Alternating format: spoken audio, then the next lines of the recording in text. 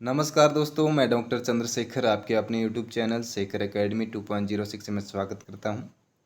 दोस्तों, इस चैनल के माध्यम से हम हिंदी साहित्य, हिंदी व्याकरण की बेहतरीन तैयारी करते हैं प्रत्येक एग्ज़ाम के लिए। यदि आप चैनल पर नए हैं तो चैनल को ज़रूर से सब्सक्राइब कर लीजिए, बेल आइकन प्रेस कर लीजिए। आने वाले वीडियोज़ की नोटिफिकेशन सबसे पहले आपको मिलेगी।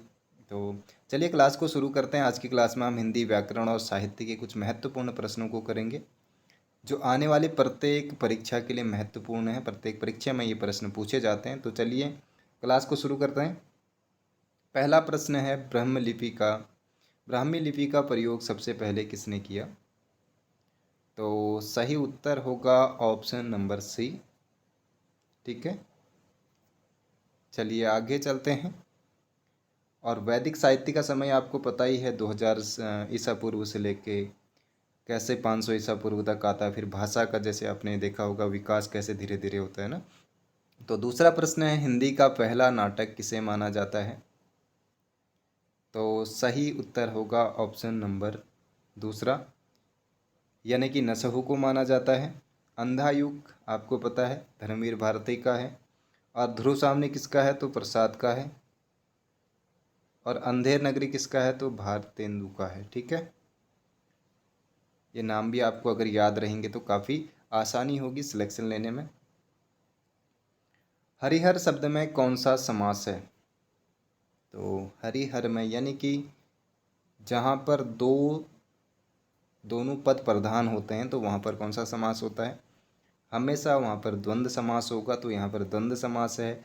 आप हरिहर को ऐसे जब पाएंगे, ठीक है, हरिहर को जब आप ऐसे लिखते हैं डैश करके, तब आप यहाँ पर द्वंद्व को देख सकते हैं। लेकिन मैंने यहाँ पर हरिहर में ऐसे कोई भी डैश नहीं लगाया, जिसकी वजह से आप हो सकता है कि यहाँ पर थोड़ा सा कन्फ्यूजन में आप आगे हों। चलिए आगे चलते हैं। गोधूम किस शब्द का किसका तत्सम रूप है? तो गोधूम किसका तत्सम रूप है? सही उत्तर होगा ऑप्शन नंबर एक, गेहूं। चलिए और आगे चलें। अंबिके किसको कहा जाता है? तो option number A Brahma Mahesh, या फिर ऑप्शन नंबर सी गणेश, या फिर डी शंकर। तो सही उत्तर होगा ऑप्शन नंबर तीन, यानी कि गणेश को कहा जाता है। चलिए और आगे चलते हैं। अगला प्रश्न है, जहाँ उपमेय में अनेक उपमानों की होने की शंका हो वहाँ कौन सा अलंकार होता है? तो कौन सा अलंकार होगा जहाँ पर शंका है? एक चीज़ आपको यहाँ पर पॉइंट एक मिल रहा होगा, शंका। ठीक है, आभास भी नहीं, एक शंका है। क्या है? भ्रम है। तो ऑप्शन नंबर डी, यानी कि भ्रांतिमान अलंकार हो जाएगा। और आगे चलते हैं। दो अलग अलग भाषाओं के संयोग या मेल से बना शब्द कहलाता है। तो क्या कहलाता है? तत्सम शब्द जो संस्कृत के समान चल के आगे हैं, मतलब सीधे वो आए, उन पर कोई भी ज़्यादा विकास नहीं हुआ, सीधे वहाँ से ले लिए गए। उसके बाद देशज शब्द होगा। ठीक है, देशज कौन से होते हैं? जो दो हमारी भाषा के शब्द हैं यहाँ के। और संकर शब्द जो दो शब्दों के मेल से, दो भाषाओं के मेल से बनते हैं, जैसे अंग्रेजी होगी, हिंदी होगी, या फिर आप उर्दू हिंदी, जो भी दो भाषाएं उनके मेल से बनती हैं। और विदेशज शब्द वे होते हैं जो विदेशी भाषाओं से ग्रहण कर लिए जाते हैं। नीलांबर शब्द में कौन सा समास होगा? तो कौन सा समास होगा नीलांबर में? नीला है जिसका अंबर। ठीक है, तो सही उत्तर होगा ऑप्शन नंबर तीन, कर्मधारी, यानी कि पहला पद जिसमें क्या होता है? विशेषण होता है। ठीक है, जैसे आप पीताम्बर को देखते हैं, पीत अंबर, यानी कि पीला है जिसका अंबर। कभी कभी यहाँ पर ऐसा लगता है कि बहुव्रीहि समास है, क्योंकि उसमें क्या होता है? तीसरा पद प्रधान होता है। लेकिन ऐसा आपको यही ध्यान देना है। ठीक है, कर्मधारी और बहुव्रीहि में थोड़ा सा कन्फ्यूजन होता है। चलिए आगे चलते हैं। आपको यहाँ पर एक चीज़ देखना है कि जो भी चीज़ पहला जिसका पद विशेषण आ गया, ठीक है, वहाँ पर कौन सा अलंकार होगा? तो वहाँ माफ़ कीजिए, वहाँ पर कौन सा समास होगा? तो वहाँ पर कर्मधारी समास होगा। जहाँ पर तीसरा पद निकल के आ जाए और विशेषण ना हो, तो वहाँ पर क्या होगा? आपका बहुव्रीहि समास होगा। चलिए, विद्यापति की जो पदावलियाँ हैं ये किस भाषा में लिखी गई हैं? विद्यापति आपके आदिकाल के कवि हैं, तो इनकी जो पदावलियाँ हैं वो मैथिली भाषा में लिखी गई हैं। ऑप्शन नंबर ए सही होगा। अगला प्रश्न है, कामायनी और ध्रुव सावनी के रचनाकार कौन हैं? तो देखते ही आपने लगा दिया होगा। बहुत प्रचलित रचनाएं हैं कामायनी जो 15 सर्गों में है, ध्रुव सावनी 1933 वाली, और कामायनी 1936 की रचना है। और किसकी है? तो जयशंकर प्रसाद की। चलिए आगे चलते हैं। घनश्याम में कौन सा समास है?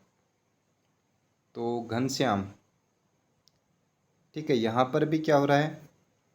यहाँ पर भी आपका जो विशेषण है, घन क्या है? श्याम, श्याम क्या होता है? एक सांवला रंग होता है, और घन का मतलब होता है और ज़्यादा, मतलब एक घना अंधकार जो होता है ना, तो वही घन। तो ये क्या है? कर्मधारय होगा। जहाँ पर भी विशेषण पहला पद होगा वहाँ पर आपका कर्मधारय समास होगा। दुर्बोध शब्द का सही अर्थ क्या होगा? तो दुर्बोध, जिसे पहचानना कठिन हो, जो किसी को न पहचाने, जिसे सरलता से पहचाना जा सके। तो ऑप्शन नंबर डी सही होगा, जिसे सरलता से न पहचाना जा सके। चलिए आगे चलते हैं। भाषा की सबसे छोटी इकाई जिसे विभाजित नहीं किया जा सकता वह क्या कहलाती है? ठीक है, क्या कहलाती है?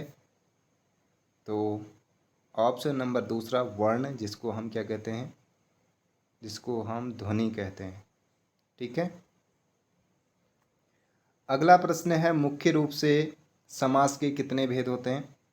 तो समास के 6 भेद होते हैं। ऑप्शन नंबर दूसरा सही होगा। किस क्रिया के संचालित व्यापार का फल कर्ता पर न पड़कर कर्म पर पड़ता है? तो किस में होता है? ऑप्शन नंबर 3, सकरक में होता है। यहाँ पर क्या होता है? किस में पड़ता है? तो कर्म पे पड़ता है, और अकर्मक में कर्ता पे पड़ता है। ठीक है, ये आपको याद रखना है।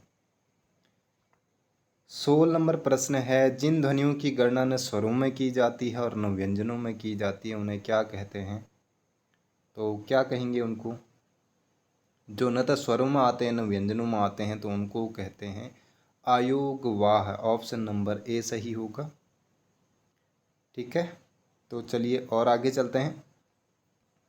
राहुल सांकृत्यायन ने किसे हिंदी का पहला कवि माना है? तो यहाँ पर सही उत्तर होगा ऑप्शन नंबर 1, सरहप्पा को, जो सिद्ध साहित्य में आते हैं। ठीक है, और चंद्रवरदाई को शुक्ल ने माना है, यानी कि रामचंद्र शुक्ल ने। और स्वयंभू को कौन मानता है? तो राम कुमार वर्मा मानते हैं। ठीक है, राम कुमार वर्मा। अब्दुल रहमान को कौन मानता है? तो हजारी प्रसाद द्विवेदी मानते हैं पहला कवि। ठीक है, ये चारों मैंने आपको बता दिए। देखिए, हिंदी साहित्य में प्रत्येक जो आलोचक हैं उन्होंने अलग अलग कवियों को माना है।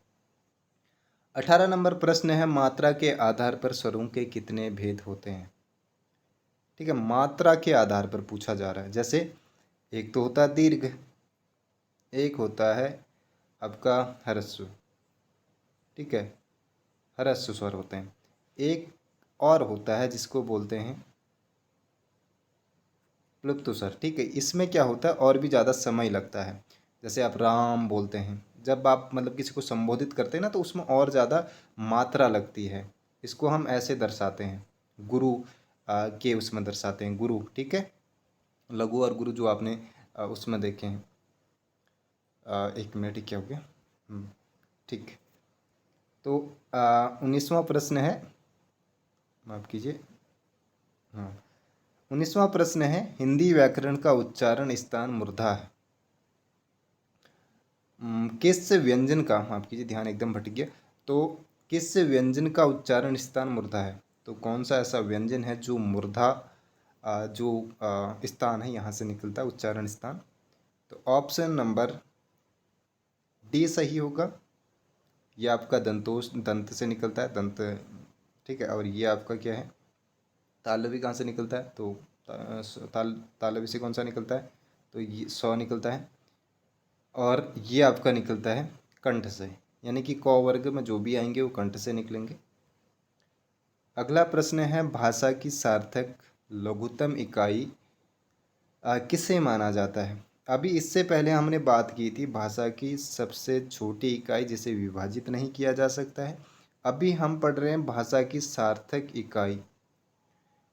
तो सार्थक इकाई क्या हो जाती है? सार्थक यानी कि शब्द हो जाता है। जब भी लघुत्तम के पहले सार्थक लग जाए तो आप मान के चलिए वहाँ पर शब्द की बात हो रही है। जब भाषा की सबसे लघुत्तम इकाई, तब आप वर्ण लगाएंगे जिसको हम ध्वनि कहते हैं। ठीक है, तो ये आपका सही उत्तर होगा ऐसे ऑप्शन नंबर बी, शब्द को। ठीक है, तो 20 प्रश्नों को हमने इसमें महत्वपूर्ण जो 20 प्रश्न हैं उनको करा। तो अभी हम इसी की महत्वपूर्ण सीरीज आपके लिए लेके आ रहे हैं जिसमें 100 प्रश्न होंगे। अभी इसके कुछ वीडियोज अभी और ज़्यादा बननी बाकी हैं।